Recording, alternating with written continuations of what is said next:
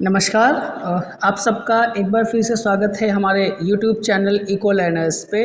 आज हम लोग बात करने वाले हैं मेथड्स ऑफ इकोनॉमिक स्टडी की कि अर्थशास्त्र में अध्ययन की कितनी विधियां हैं, जो भी विधियां हैं उनमें हमें कैसे आखिर इकोनॉमिक स्टडी करनी, इन सब का डिस्कशन करने वाले हैं। तो देखिए, इकोनॉमिक्स में economics use two main scientific methods of to study economic problems. जो इकोनॉमिस्ट हैं वो जो भी इकोनॉमिक स्टडीज़ हैं, जो भी मेथड्स हैं, जो भी इकोनॉमिक प्रॉब्लम्स हैं, उनको साइंटिफिकली उनकी स्टडी करने के कितने मेथड्स हैं? दो मेथड्स। मीन्स जो मेथड्स ऑफ इकोनॉमिक स्टडी हम पढ़ेंगे कितने? दो विधियां हैं जिनके थ्रू हम इकोनॉमिक स्टडी करते हैं। दोनों कौन सी हैं? जो उसमें से पहली पहली जो मेथड, जो पहला मेथड है उसे हम क्या कहते हैं? इंडक्टिव मेथड, आगमनात्मक विधि। ठीक है। इस इंडक्टिव मेथड में हम क्या करते हैं? देखिए, हमने कहा कि दो विधियां हैं, एक इंडक्टिव मेथड कहलाती है और दूसरा डिडक्टिव मेथड कहलाता है। तो हम वन बाय वन एक एक का डिस्कशन करेंगे कि इंडक्टिव में क्या है, मेरिट डिमेरिट क्या है, फिर डिडक्टिव। तो देखिए, जो इंडक्टिव मेथड है, जो आगमनात्मक विधि है, इसमें हम क्या करते हैं कि the inductive method is also called the historical और इम्पिरिकल मेथड। इसे हम क्या हिस्टोरिकल या इम्पिरिकल मेथड भी कहते हैं। इस इंडक्टिव मेथड में जब कोई इकोनॉमिस्ट किसी भी इकोनॉमिक प्रॉब्लम्स का साइंटिफिक सॉल्यूशन करता है तो आखिर कैसे करता है? सबसे पहले जब हमें इंडक्टिव मेथड पढ़ना है तो क्या होता है कि in inductive method it begins with collection of facts. कहाँ से स्टार्ट होती है? कलेक्शन ऑफ फैक्ट्स के साथ data and observations related to an economic phenomenon. Means जिस भी इकोनॉमिक प्रॉब्लम्स का हमें सोल्यूशन ढूंढना होता है, सोल्यूशन देना होता है, उससे रिलेटेड जो इकोनॉमिक फिनोमिनन है, सबसे पहले क्या करते हैं? उसका हम डेटा कलेक्शन करते हैं, फैक्ट्स कलेक्ट करते हैं, ऑब्जर्वेशंस करते हैं। सबसे पहले क्या? उससे रिलेटेड जो भी डेटा होगा, फैक्ट होगा, उसको हम कलेक्ट करेंगे, उसको ऑब्जर्वेशंस करेंगे। फिर फ्रॉम दीज फैक्ट्स, वो जो फैक्ट हमने कलेक्ट किए हैं, जो ऑब्जर्वेशन किया है, इकोनॉमिस्ट जनरलाइज प्रिंसिपल्स और थ्योरीज। मींस जो डेटा कलेक्शन किया है, जो फैक्ट निकाले हैं, जो ऑब्जर्वेशंस देखे हैं, उन्हें हम क्या करते हैं? उनको ऑब्जर्व करके उनसे हम एक व्यू निकालते हैं, एक जनरलाइज प्रिंसिपल या थ्योरी निकालते हैं। किसके बेसिस पर?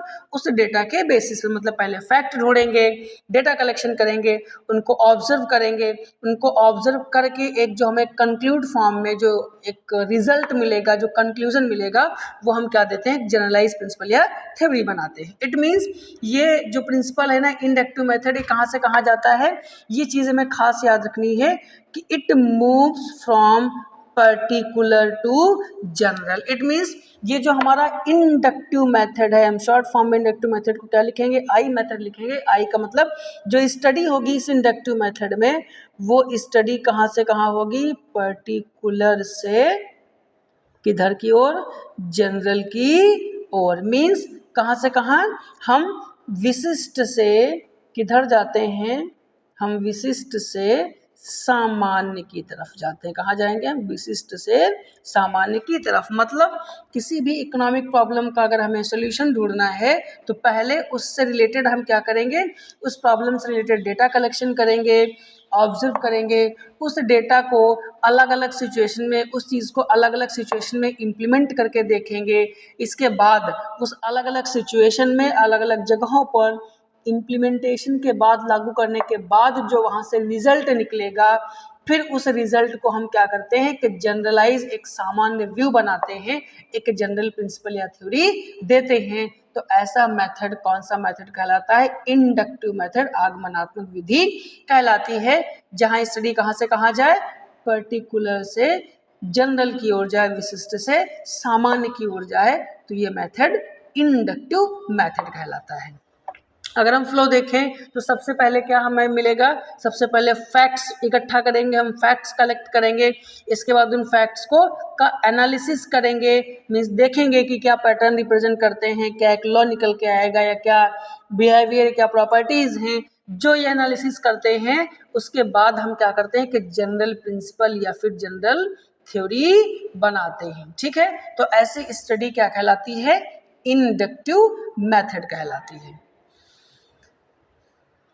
ठीक है। जो स्टेप्स हैं इस इंडक्टिव मेथड में, जो अभी मीनिंग में पढ़ा गया वही स्टेप्स हैं। सबसे पहले क्या करेंगे, हम कलेक्शन ऑफ डेटा करेंगे, पहले आंकड़े इकट्ठा करेंगे, कलेक्शन करेंगे।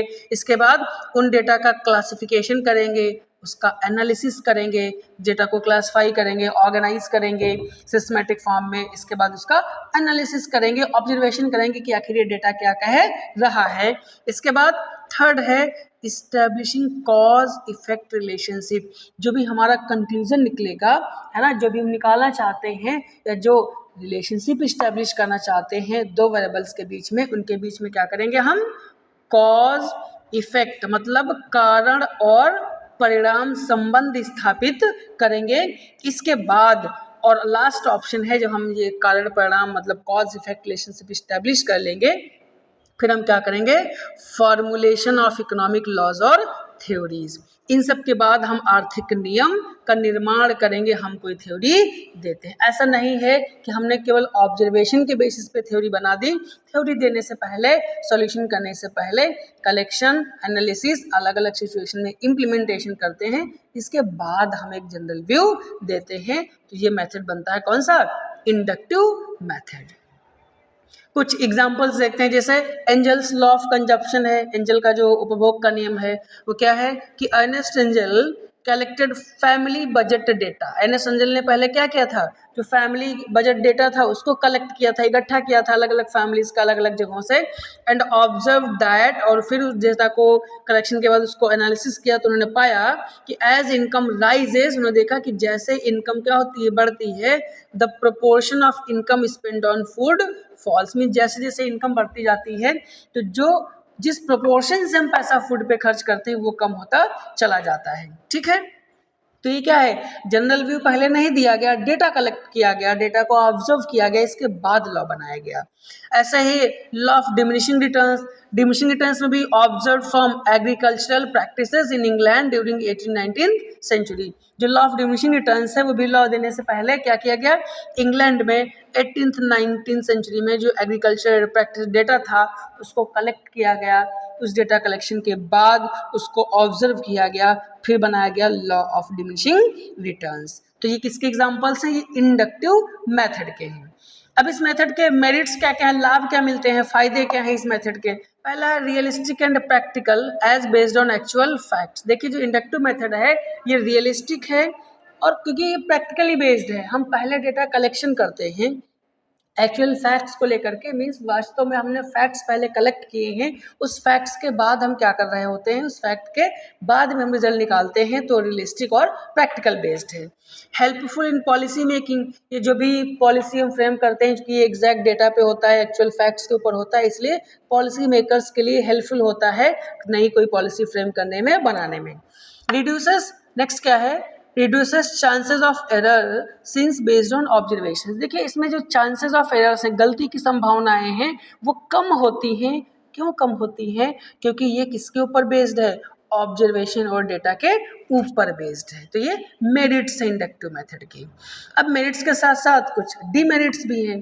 डीमेरिट्स कौन सी हैं, पहला है कि data collection is costly and time consuming. भाई आप जिस भी चीज़ का प्रॉब्लम सॉल्व करना है, जो भी प्रिंसिपल या थ्योरी बनानी है, उसके लिए आप डेटा कलेक्शन करेंगे, तो डेटा कलेक्शन एक कॉस्टली प्रोसेस है, एक टाइम कंज्यूमिंग प्रोसेस, जिसमें समय और पैसा दोनों खर्च होते हैं। एक समस्या है, एक प्रॉब्लम है इस इंडक्टिव मेथड की। And next is risk of wrong generalisation if data is inadequate.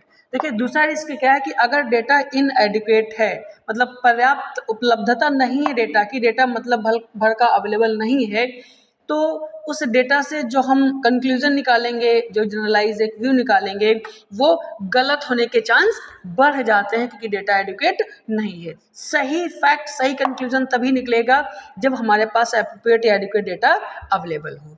Next, it can not always establish clear cause effect relationship. बहुत बार जो दो वेरिएबल्स हैं उनके बीच में क्लियरली जो कॉज और इफेक्ट हैं, जो कारण और परिणाम है, जो कारण और परिणाम संबंध है, ये कई बार क्लियरली स्टैब्लिश नहीं कर पाता। तो ये कुछ डीमेरिट्स भी हैं इस इंडक्टिव मेथड के। तो आई होप आपको इंडक्टिव मेथड समझ में आया होगा। अगर आपको ये वीडियो अच्छा लग रहा है तो चैनल को सब्सक्राइब और वीडियो को लाइक करना मत भूलिएगा। देखते हैं इन डिडक्टिव मेथड। जो दूसरा मेथड है डिडक्टिव मेथड, न्यायात्मक विधि या निगमनात्मक विधि भी इसे कहते हैं, निगमनात्मक विधि भी इसे कहते हैं, डिडक्टिव मेथड। इसमें क्या है कि the deductive method is also called the abstract और एनालिटिकल मेथड। इसे हम क्या कहते हैं, एब्स्ट्रैक्ट या फिर एनालिटिकल मेथड भी कहते हैं।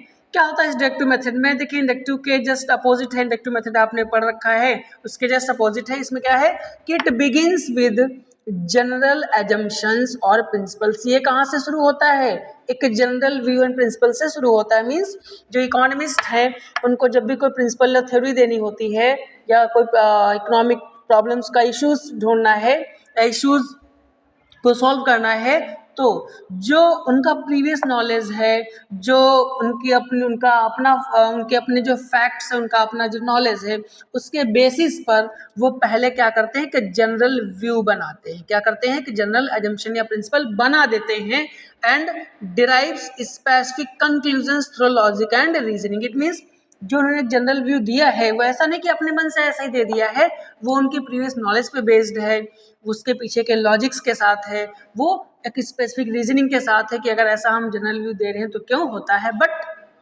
जो मेन डिफरेंस है दोनों में वो ये है कि इससे पहले फैक्ट कलेक्ट नहीं किया जाता, ऑब्जर्वेशन नहीं किया जाता, प्रीवियस नॉलेज पे, लॉजिक एंड रीजनिंग के बेसिस पे एक जनरल रूल बना दिया जाता है, जनरल प्रिंसिपल बना दिया जाता है। तो ऐसा मेथड कौन सा मेथड कहलाता है, डिडक्टिव या निगमनात्मक विधि कहलाती है। अब देखिए इस डिडक्टिव मेथड में हम क्या करेंगे, इस डिडक्टिव मेथड में जो हमारी स्टडी मूव होती है कहाँ से कहाँ जाती है, जनरल से पर्टिकुलर की ओर। कहाँ से कहाँ, जनरल, मतलब जो डिडक्टिव मेथड है ये कहाँ से कहाँ जाएगा, जनरल से पर्टिकुलर की और जनरल टू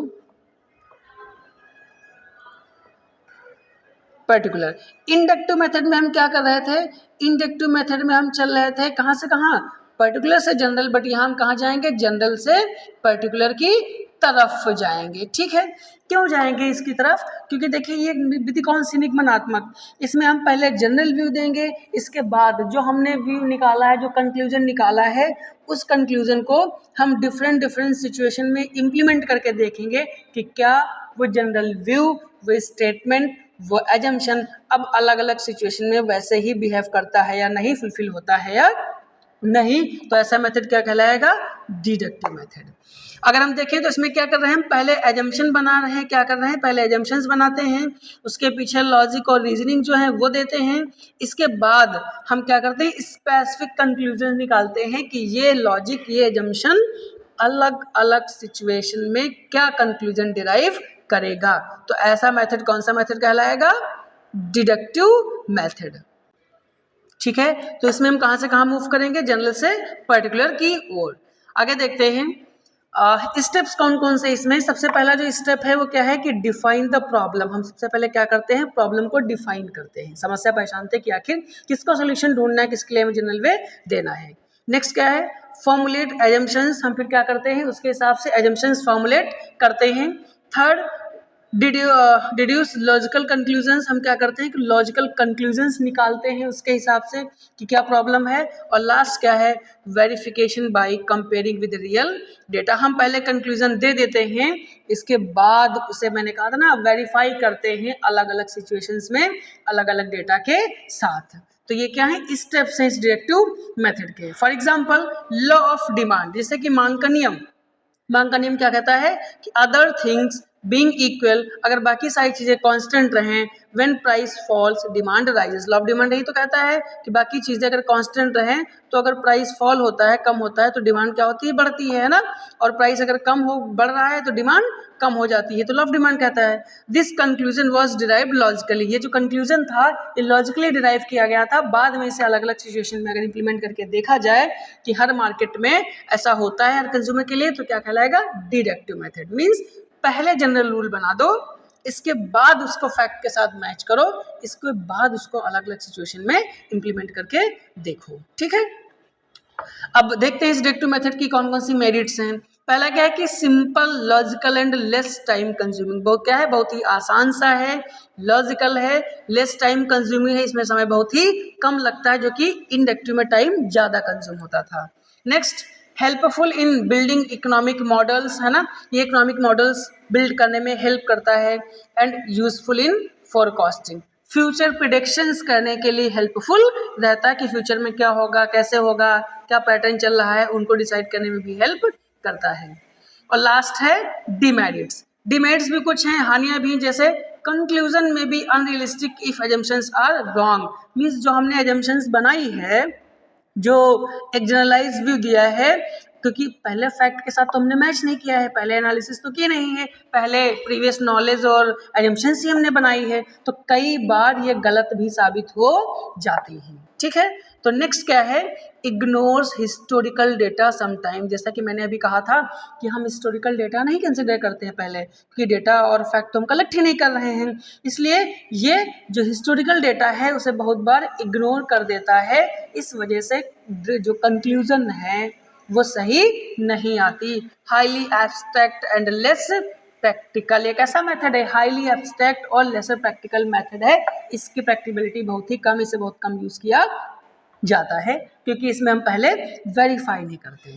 तो आई होप आपको ये दोनों कॉन्सेप्ट समझ में आए होंगे। एक कंपेरेटिव स्टडी दोनों के बीच में, जैसे हम अप्रोच की बात करें तो इंडक्टिव में हम कहाँ से कहाँ जाते हैं, पर्टिकुलर से जनरल की ओर जाते हैं, जैसा कि अभी बात की थी, डिडक्टिव में जनरल से पर्टिकुलर की ओर जाते हैं। ठीक है, बेसिक आधार क्या है, इसमें पहले डेटा लेते हैं, फैक्ट है, फिर ऑब्जर्वेशन करते हैं, इसमें हम एजम्पशंस मानते हैं, लॉजिक लेते हैं और रीजनिंग करते हैं।